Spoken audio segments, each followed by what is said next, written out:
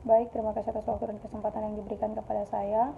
Perkenalkan, nama saya Helena Wanawai dengan NIM 1903030120, kelas C, Prodi Sosiologi. Pada kesempatan ini saya akan mereview buku mengenai kelembagaan, tata kelola, dan pengendalian korupsi, mata kuliah anti korupsi. Penerbit buku Dr. Kausikbasu Tito Cordila. Buku ini membahas bagaimana negara-negara berkembang di seluruh dunia menghadapi tatanan dalam pembangunan institusi yang baik dan pemerintah yang efektif. Karena begitu banyak pembangunan ekonomi bergantungan pada penerapannya. Proporsi kemakmuran bersama dan perjuangan melawan kemiskinan membutuhkan intervensi untuk menjangkau orang miskin dan yang kurang beruntung. Namun berkali-kali kita telah melihat upaya tersebut digagalkan atau dikurangi oleh korupsi dan kebocoran. Penciptaan tata pemerintah yang baik dan institusi serta struktur untuk menghadapi korupsi bukan hanya membutuhkan tekad dan semangat, tetapi juga desain rumit yang berakar pada data, analisis, dan penelitian. Dalam buku ini, para peneliti terkemuka dari seluruh dunia mengemukakan beberapa ide terkait yang tersedia untuk membantu menciptakan struktur pemerintah yang lebih baik, merancang undang-undang untuk pengendalian korupsi, dan pemelihara institusi dan teori pemelihara institusi yang baik. Bab 1, Lembaga Anti Korupsi. Beberapa sejarah dan teori korupsi adalah masalah multidimensi yang telah meresap sepanjang sejarah. Upaya pemberantasan korupsi juga harus multi-arah. Lembaga-lembaga yang telah dirancang dalam masyarakat yang berbeda untuk tujuan ini termasuk hukum formal, badan khusus, organisasi masyarakat, dan kombinasi. Catatan keberhasilan mereka bervariasi. Bab 2, Korupsi sebagai fenomena politik. Korupsi pengambilan sumber daya politik untuk tujuan pribadi merupakan fenomena modern sejauh negara modern didirikan di atas prinsip pemisahan yang ketat antara publik dan privat.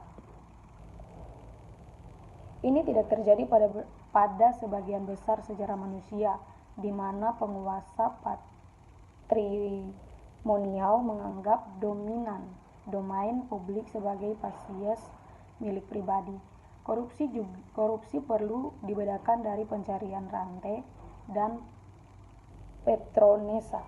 Dalam kasus pertama, karena banyak red memiliki kegunaan yang sah secara sempurna. Dan yang kedua, karena klientelisme melibatkan pertukaran keuntungan timbal balik dan dapat dianggap sebagai bentuk awal demokrasi. Partisipasi pindah dari negara berbasis patronesa ke negara modern impersonal pada dasarnya adalah tindakan politik karena melibatkan perebutan kekuasaan dari elit yang menggunakan akses mereka ke negara untuk tujuan pribadi. Bab 3, Korupsi, kejahatan terorganisir, dan pencurian uang.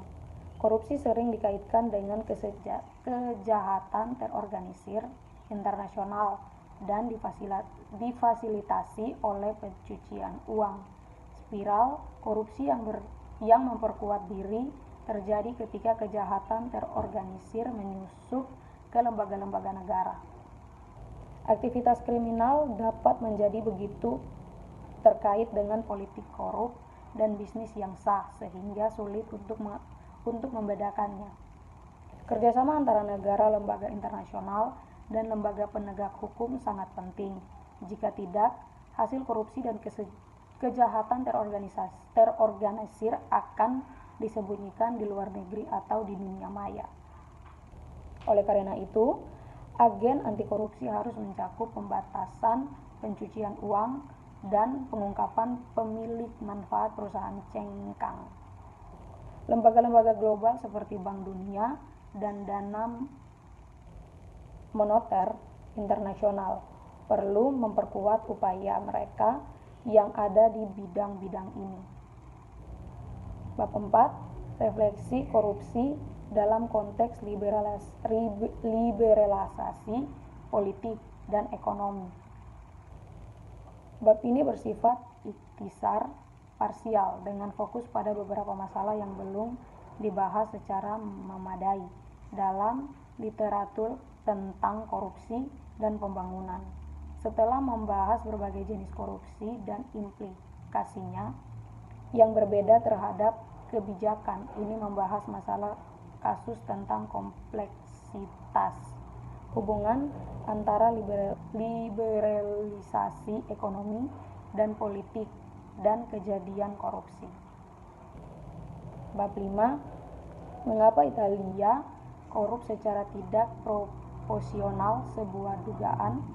Berbagai indikator menunjukkan bahwa Italia adalah outlier dalam hal korupsi. Sebagai negara maju seperti Italia seharusnya memiliki tingkat korupsi yang jauh lebih rendah. Semua faktor yang ditemukan para sarjana mempengaruhi korupsi gagal menjelaskan teka-teki ini, mulai dari asumsi bahwa pertukaran korup berkembang ketika pihak dapat saling percaya untuk memenuhi kewajiban mereka dan tidak mengadu. Bisakah orang Italia menikmati kemampuan yang lebih besar untuk kerjasama dengan sukses di pasar ilegal, dan dapatkah kemampuan untuk membuat fakta ilegal mereka tetap berlaku menjelaskan kecenderungan anomala mereka untuk melakukan kesepakatan korup? Orang bisa memikirkan penegakan mafia yang tentu saja membantu, namun korup juga terjadi di luar daerah dengan kehadiran mafia yang besar. Seperti hal tersebut merupakan urusan keraputi di mana ancaman tidak perlu dan tidak ada pertumpahan darah. Dalam mempertimbangkan mekanisme ikatan khusus, berbagai informasi kompromi, dan mengandalkan bukti dari studi kasus dan eksperimen mengilustrasikan bagaimana bekerja dalam mewujudkan kerjasama di pasar ilegal lainnya. Tetapi mengapa orang Italia harus berada dalam posisi yang lebih baik untuk mengandalkan SCI untuk mengejar kesepakatan korup mereka? Terletak pada kekasan sistem peradilan Italia yang sekaligus tidak efisien namun independen, dan bersama-sama fitur ini membuatnya dapat dieksploitasi oleh penjahat sebagai mekanisme penegakan yang murah, andal, dan tanpa disadari untuk kesepakatan mereka.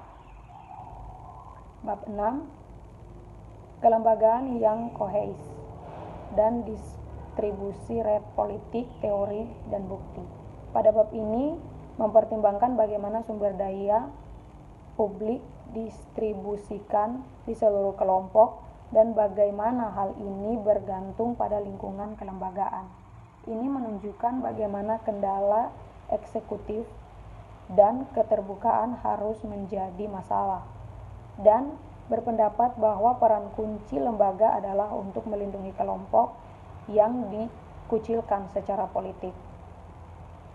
Ini mengembangkan pendekatan untuk menilai institusi politik berdasarkan gagasan bahwa institusi kohesif berperan ketika ada ketidakpastian tentang alokasi kekuasaan politik. Menggunakan data spesial pada lampu malam menunjukkan ketimpangan lebih rendah dengan kendala eksekutif. Selain itu, kelompok-kelompok yang dikucilkan secara politik bekerja lebih baik di dalam negara-negara ketika batasan-batasan seperti itu berlaku. Bab 7. Jika politik masalah adalah bagaimana faktor eksternal dapat menjadi bagian dari solusi. Meskipun banyak bukti tentang kebijakan dan lembaga yang diperlukan untuk menghasilkan pertumbuhan dan mengurangi kemiskinan, banyak pemerintah gagal untuk mengadopsi kebijakan ini atau mendirikan lembaga.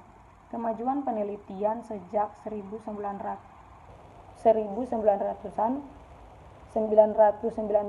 telah menjelaskan sindrom ini, yang secara umum disebut kegagalan pemerintah dalam hal insentif yang dihadapi politisi dan institusi politik yang mengarah pada insentif tersebut. Sementara itu, bantuan penggunaan yang dimaksudkan untuk menghasilkan pertumbuhan dan mengurangi kemiskinan hampir tidak berubah sejak 1950-an.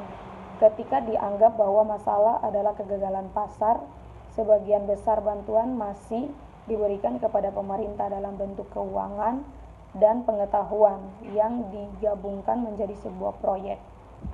Baik, terima kasih atas waktu dan kesempatan yang diberikan. Sekian dari presentasi saya. Terima kasih.